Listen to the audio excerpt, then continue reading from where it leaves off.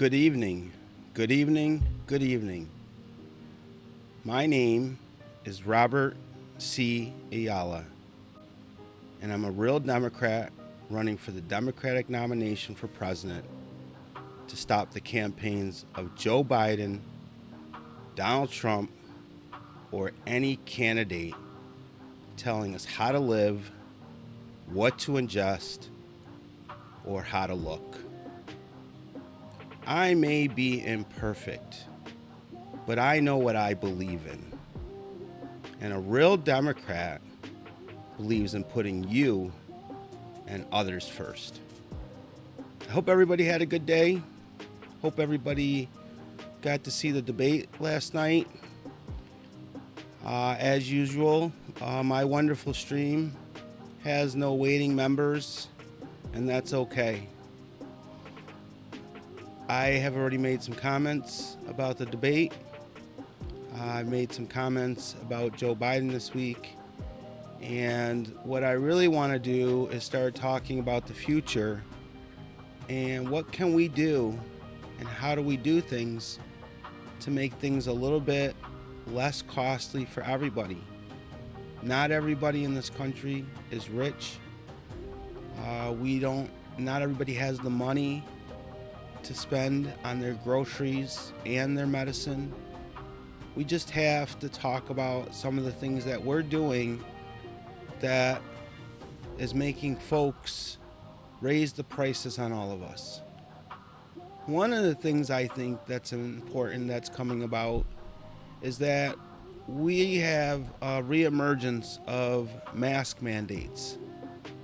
And I'm only going to spend a couple moments on this because I don't know if Democrats are purposely trying to lose the election, but when you do things that restrict people's freedom in the middle of a primary race for the office of the president, you just focus all the cannons on us. And I've said what I said about COVID. People are going to do what they want to do with it. Mandating and penalizing people. Don't you get tired of that? Don't you always get tired of if you don't obey, there's a fine, there's some penalty? Who gave anybody the right to judge you or me? If you want to go swimming in the Hudson River and you want to get whatever the diseases are by swimming in the bad part of the Hudson, right? That's your right. That's your obligation, right? You get to do that. You get to do what's good for you. So if some people want to put on a mask, I don't see the problem. Put on your mask. If some people don't want to put on the mask, I don't see the problem. Don't put on the mask.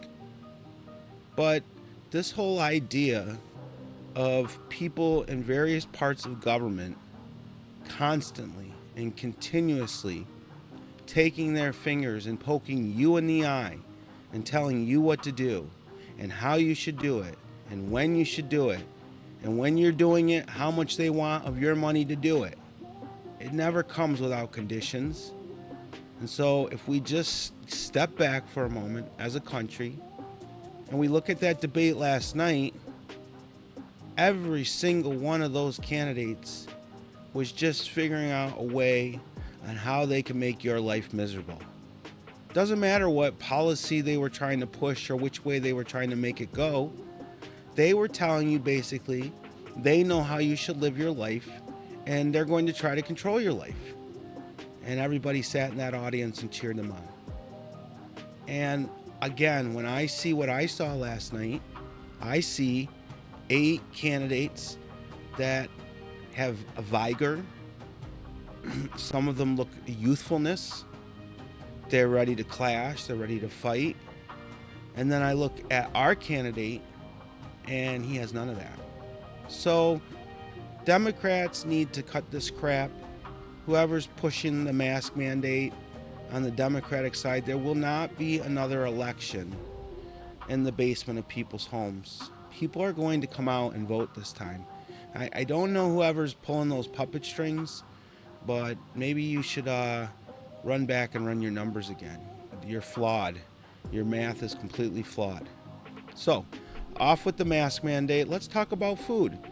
And I know the New York Post is probably a little bit biased, but its reality is the New York Post is in the state that I live in. So, and it's a newspaper that you can buy everywhere. So, it doesn't seem like it would be any less of a news source than anything else out there. And it says Biden's food stamp expansion linked to a 15% jump in grocery prices. Now, that may be true. Who knows? But what I thought was interesting about it isn't so much that statement, was this. President Biden's Department of Agriculture rolled out revised nutritional standards for federal food benefits. Now, I don't know how a food standard requires more money for you to buy more food. I thought a food standard would be maybe you should some way make them buy healthy food. I don't know. But in this case, the food standard apparently means that the program expanded by roughly 25% from pre-COVID levels, folks. Think about that. Pre-COVID levels. And so the rest of the article really doesn't matter because it's like drugs and Medicare. As soon as all the drug manufacturers knew that the federal government would pay for prescription drugs through Medicare, then instantly every year the cost of the medicine increased. And so if you take a larger population of people and you give them more food stamps, they actually are going to buy less food because the market's going to react to the influx of over capacity, and it's going to increase inflation like we have. I mean, you know, why eggs were $5 is one thing, but they haven't really gone back to where they should be at $1 a dozen. And that's really where they should be. Gas hasn't really gone between $2.50 and $3. It's still hovering between $4 and $5. So when we look at what we want and who we want going forward, what we need to ask ourselves is, where does this money come from? Where does the expanded food stamps come from?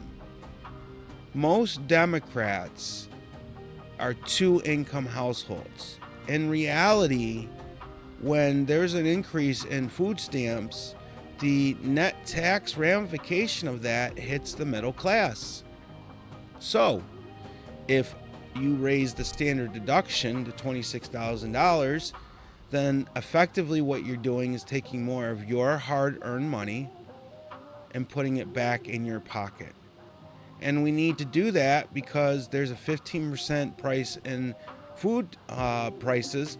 But what about the 15% price increase across every single thing else?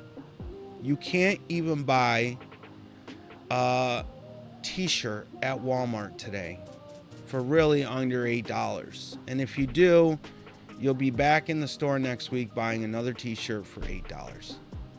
So I am one of these people that I'm not really sure I want to cut off all trade with China.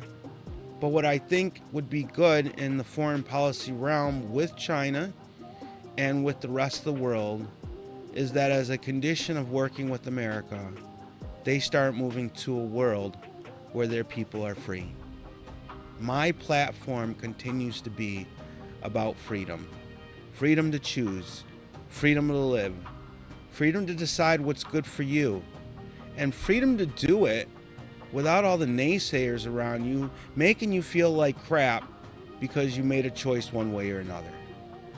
My name is Robert C Ayala, a real Democrat, and a real Democrat is someone who puts you and others first. Thank you.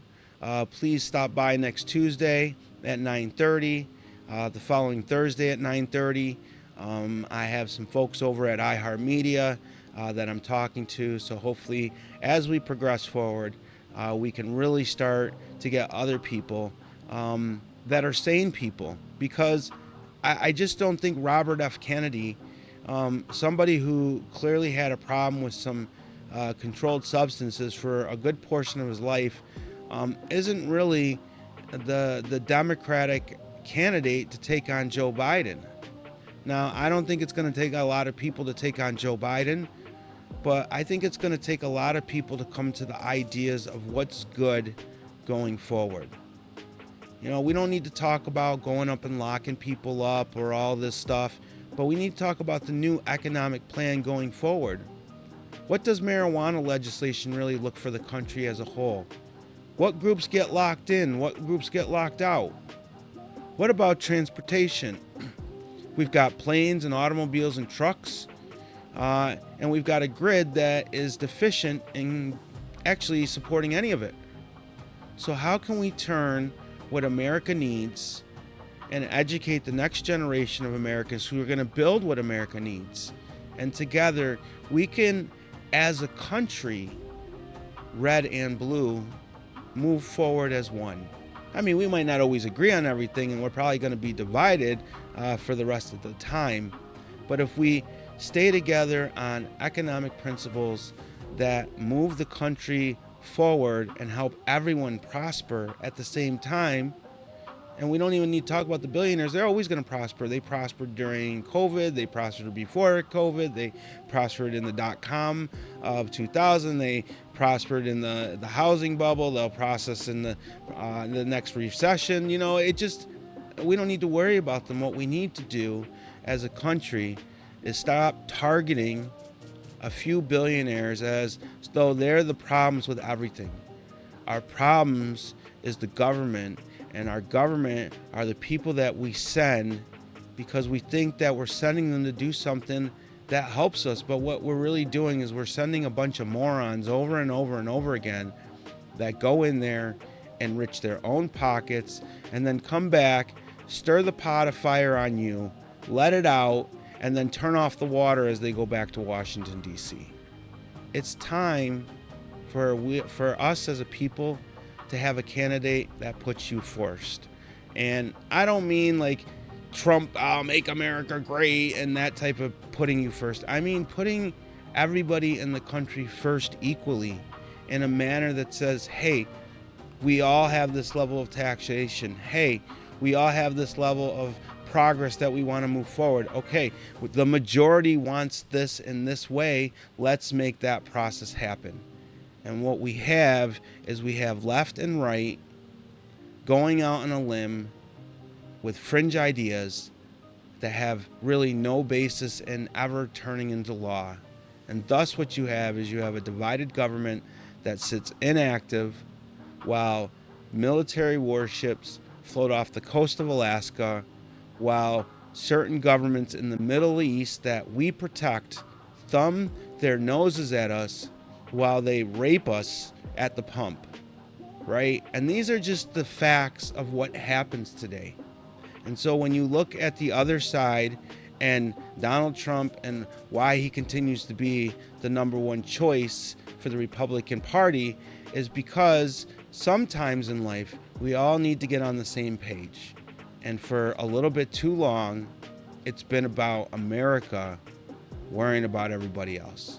And just for a moment or two, even if it's a moment or two, I think it's time for us as a country to worry about us. Let's worry about our seniors.